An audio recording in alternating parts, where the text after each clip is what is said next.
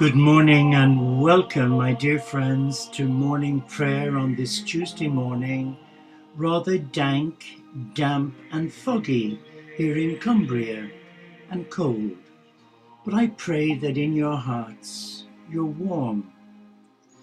And it's good to welcome our dear brother Kaj back from Germany. And I pray this morning that both you and dear sister Paula are feeling a little more rested and comforted on having seen your lovely friend Claudia and her husband in the hospital over the weekend. So we pray for you both today.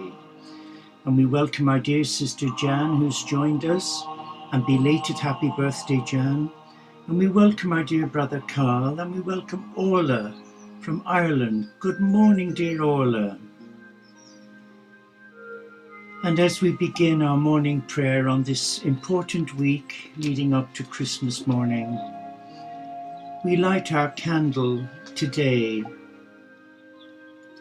for the tragic event that happened in Washington, where an Amtrak train came off the rails.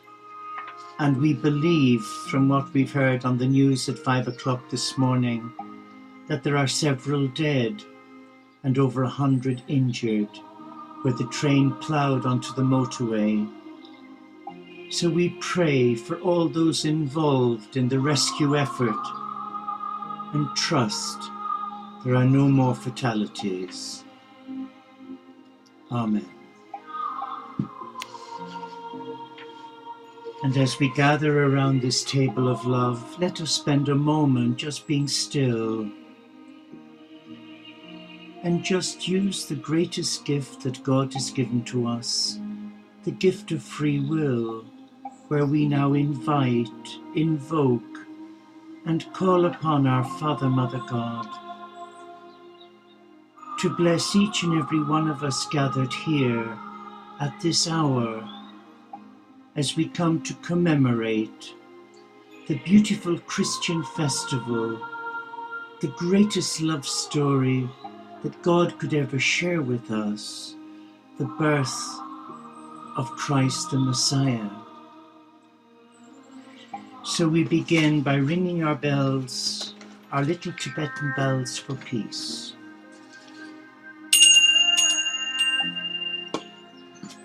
And we say together the prologue of our brother and sister Essenes of Mount Sinai.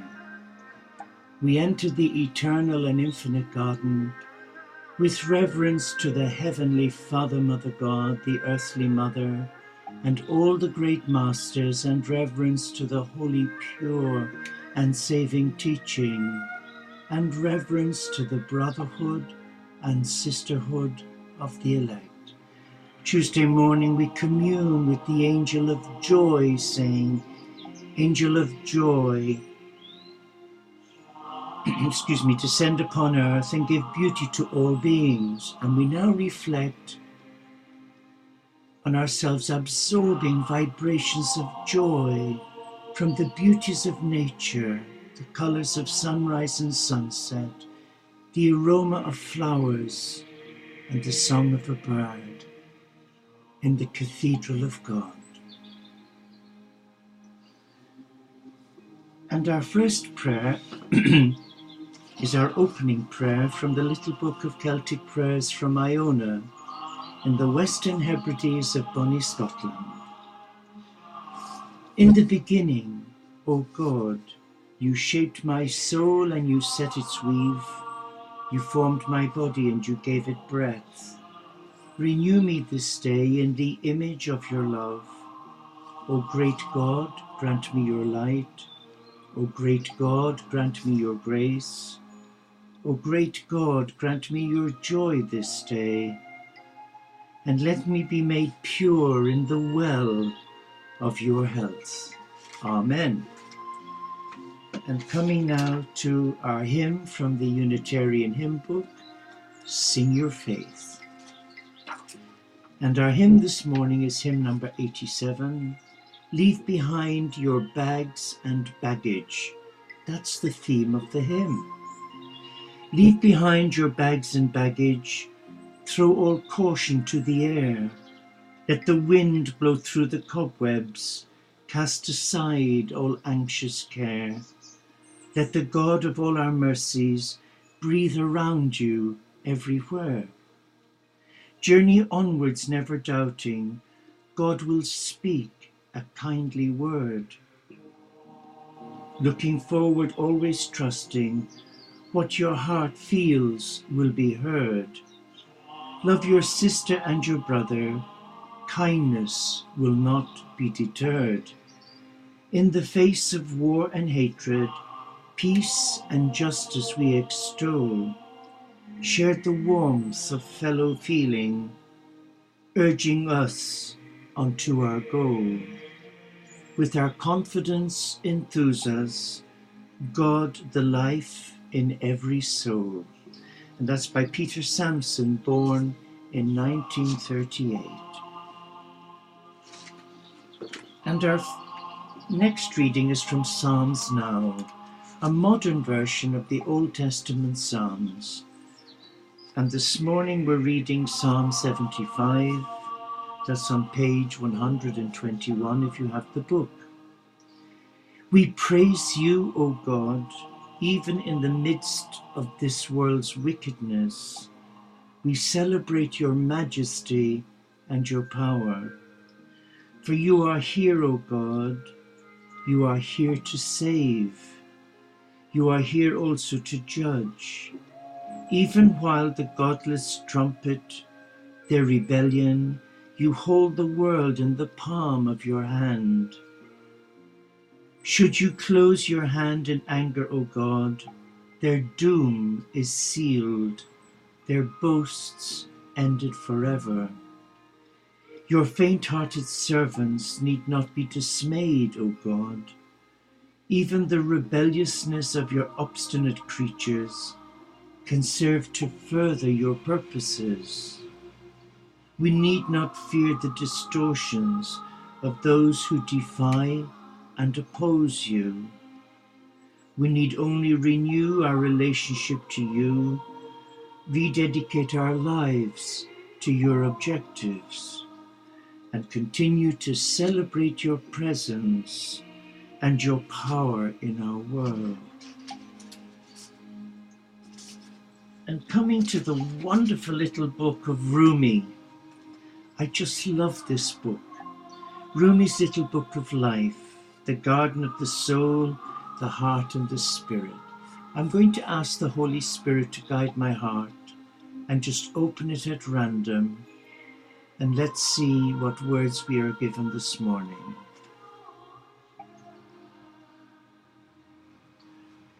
Okay. Where is my master? He wanders aimlessly. I am his friend. Give me a clue where I may find him. Look by the garden stream, for he has fallen in love with the gardener. Lovers are hopeless, absorbed in the quest for their loved one. Can fish survive on dry land? Would snow not melt if in love with the sun? Would copper not turn into gold in the hands of the alchemist? A lover can't linger for long in a world of color and scent. You may wander aimlessly, but in the end, you too will be dragged before the king. So why not come now of your own accord? I am closing the door of speech and opening a secret way to the world of silence. And there's another small reflection. False words disturb the heart. Only truth brings peace. False words are like straw stuck in the mouth that the heart tries desperately to spit out. So there we have it.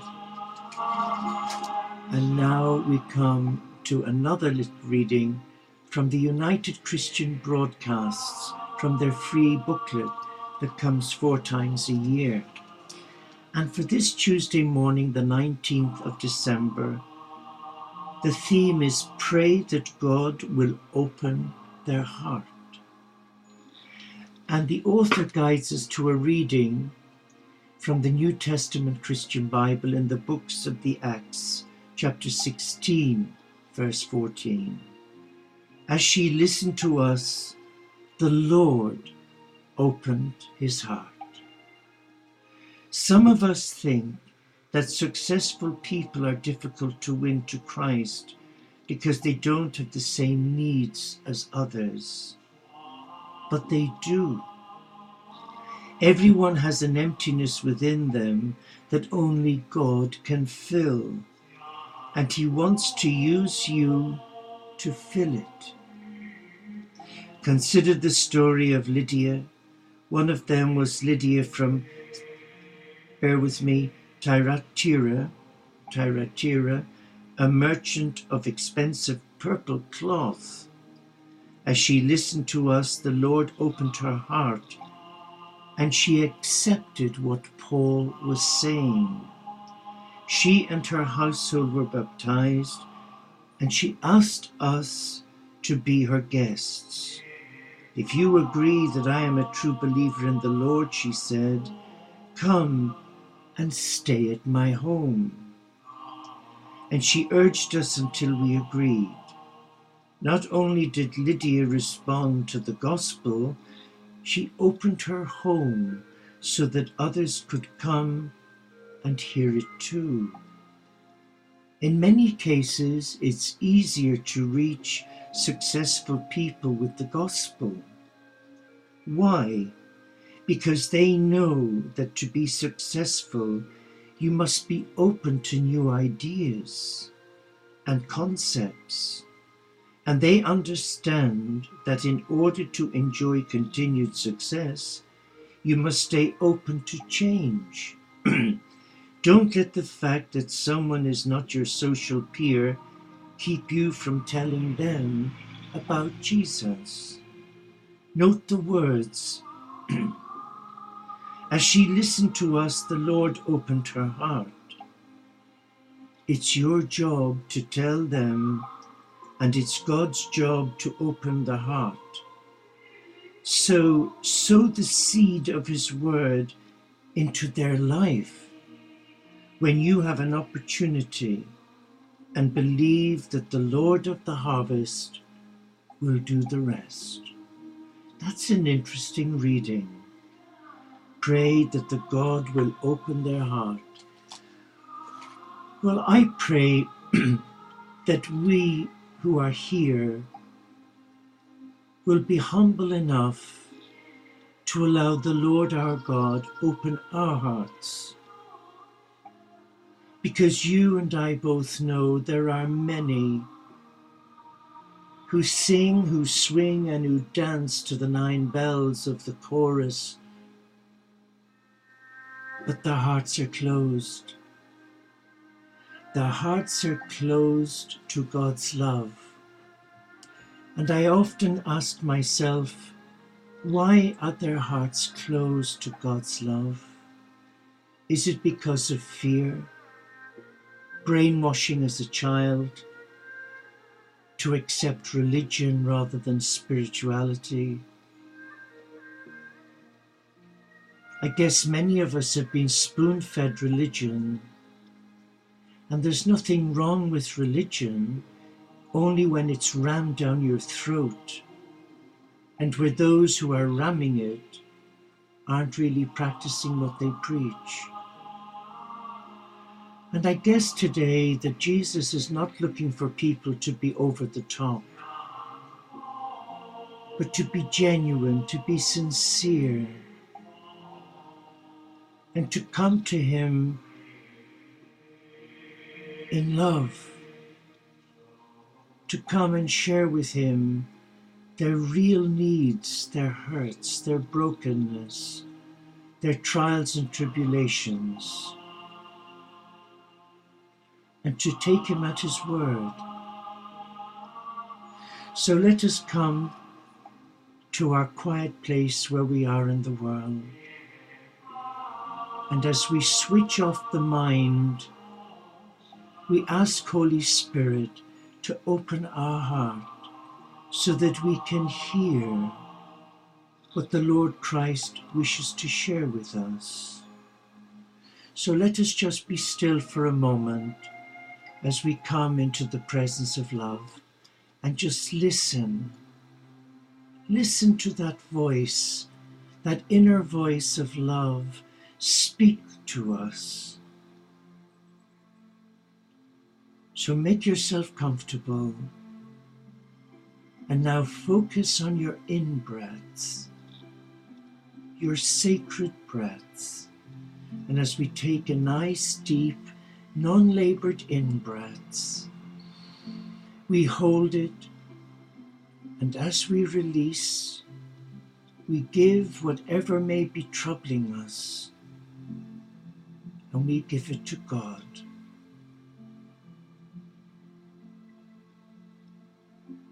And relax. Be still. And know that the Lord Christ is with us. For he said, where 2 or 3 are gathered in my name, I am with you. And I know on our live stream daily prayer channel, there are 4. And here on our Facebook page, there are more than 4. So that's telling my heart that Jesus is present, that he's here with us as we commemorate and celebrate our love of God. So just be still and go with the rhythm of your own breathing, but be mindful that as a child of God, you are in the presence of your first love, the God who made you, the God who created you, and the God who desires your love. He doesn't want your sacrifice. He doesn't want us to do what they did in olden times, where they would sacrifice the lambs, the sheep, and turtle doves. All God wants from you today is your love. Are you willing to share that love? Or are you holding back? Is there fear in your life? Afraid to get too close to God, as I did as a young boy growing up in Dublin, where the Christian brothers knocked hell out of me and turned me against God. And my argument was, if they're supposed to be men of God, then why do they beat the living daylights out of all of us? So in a way, the majority of us turned against God. And then, a few years later, I end up hearing the Lord speak to my heart to become a missionary monk in Africa. And on the 6th of June 1966, I end up entering a monastic community of nursing monks in Cove, County Cork. The 4 6s, they say it's the sign of the beast.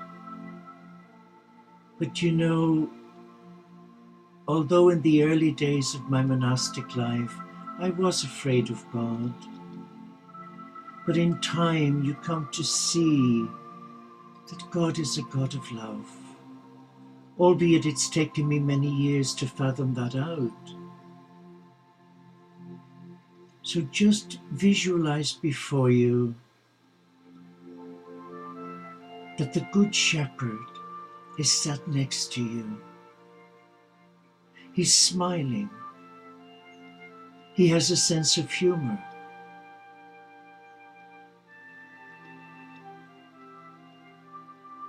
And he's speaking to your heart through his smile. He's not using words. He's smiling on you because you are a beloved of God. And if you need proof that you are a beloved of God, then reflect on what happened when the Messiah was born in a stable, not in a palace with fine clothes and jewels, but born in a stable, in swaddling clothes, and the central heating came from the breath of an ox and an ass. And his visitors weren't people who were noble men and women of high rank. Initially they were shepherds. So what is the Lord Christ trying to say to you this Tuesday morning?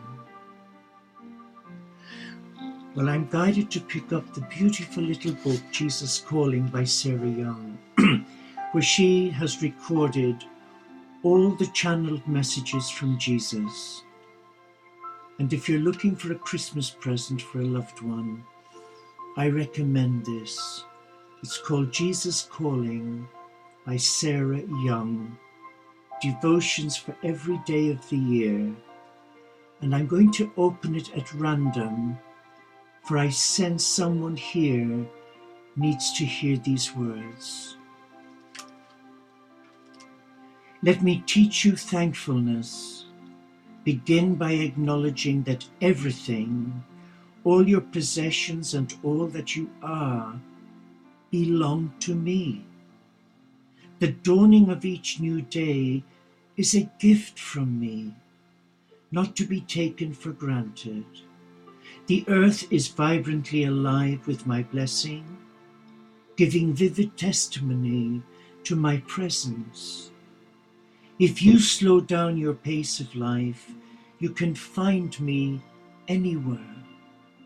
Some of my most precious children have been laid aside in sick beds or shut away in prisons. Others have voluntarily learned the discipline of spending time alone with me. The secret of being thankful is learning to see everything from my perspective. My world is your classroom. My word is a lamp to your feet and a light to your path. But I'm guided to read the next one opposite. When some basic need is lacking, time, energy, money, consider yourself blessed. Your very lack is an opportunity to latch onto me in unashamed dependence. When you begin a day with inadequate resources, you must concentrate your efforts on the present moment. This is where you are meant to live, in the present.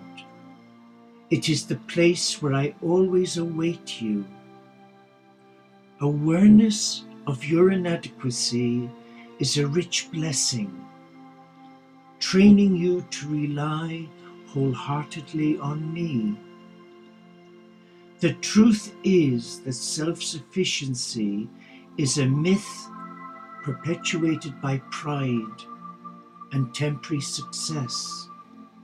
Health and wealth can disappear instantly, as can life itself. Rejoice in your insufficiency, knowing that my power is made perfect in weakness. Lord, thank you. Thank you for speaking to our hearts. So we come and we give the Lord permission to lay his healing hand on our heart. Many of us have had our hearts broken, battered, and bruised from early childhood. From childhood experiences too traumatic to share here, and where we've grown up in life afraid to trust others. I know I have. For many years I used to tell people, oh, I love you, but I didn't love myself. I couldn't love myself. I found it difficult to love myself, even as a monk. And then one day, my whole life came tumbling down when my best friend died of cancer, age 42. And over 3 months I thought, how am I going to cope and keep down a full-time job as a senior nurse in palliative care? And a prescribed drug for depression introduced me to bipolar. For over 4 years, I had to learn to walk again, to trust in God again, but from a whole new perspective of love. So my breakdown, where I lost everything, was God's breakthrough for my life. And the life I'm living now is as a result of all of that 22 years ago. So I can see Jesus now, not as something up there to be afraid of, but I see him as my first love, the one who created me in love, to be of service to him, so that he could use my hands to care for the sick and the dying, to use my feet to guide me to go to places where I could bring his love, but to use my heart, broken, torn, disheveled, wounded, battered, where he could rebuild it and restore it and lead me to those who were also broken. The moment you surrender your heart to Christ, to God, is the very moment a love story begins to unfold. You begin to see what God sees. You begin to hear what he's saying, and you begin to cherish that loving relationship. And we're living in this world, and materialism is inconsequential. What matters is we're traveling through planet Earth. It's not our permanent home. We're here for a reason, but not forever. We're passing through. So my word to you this morning is, make time to listen to the beloved. For the beloved has much to give you. Right now, visualize he's placing his hands on your heart. He's opening the door, releasing your heart from all the chains and oppressiveness and painful memories. He's allowing your heart to breathe and to receive the gift of selfless love. Receive that love. Reclaim that love. It is your gift from God, and it's given freely with no agenda to convert or coerce you. So we bring now to the Lord Christ whatever may be troubling us, whatever may be heavy on our heart, those whom we love who are suffering, those who are struggling around the world. We bring the victims, the casualties in that awful Amtrak rail disaster in Washington, near Seattle. We bring the refugees from Syria. We bring the little children from the Yemen dying of cholera like flies. We bring the injustices to the children of God from religious zealots. We bring those who paid the price for daring to be different, to be unique.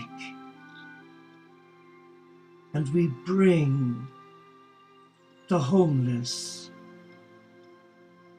especially our ex-servicemen and women. And we bring each one of you, God's prayer partners for peace. We bring Claudia and Christian as he watches his beloved slowly slip away to her new life with God. We bring you with your families and loved ones, with your children and grandchildren, and we thank the Lord your God for laying his healing hand on them through your love.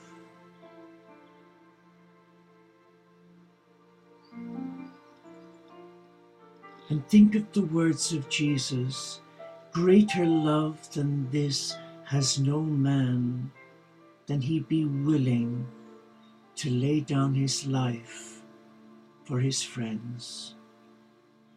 I call you my friends, said Jesus. So let us now give praise to God from selfless hearts as we pray the beautiful prayer, the Lord's Prayer. But we'll pray the one that Sister Miriam sent me from New Zealand, from the Anglican Daily Prayer Book. Eternal Spirit, Earth Maker, Pain Bearer, Life Giver, Source of all that is and that shall be, Father and Mother of us all, loving God, in whom is heaven, the hallowing of your name echoes through the universe. The way of your justice be followed by all the peoples of the world, and your heavenly will be done by all created beings.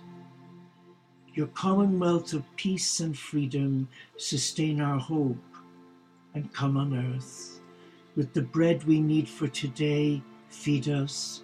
In the hurts we absorb from one another, forgive us. In times of temptation and test, strengthen us. From trials too great to endure, spare us.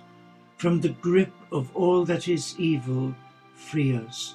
For you reign in the glory of the power that is love, now and forevermore. Amen.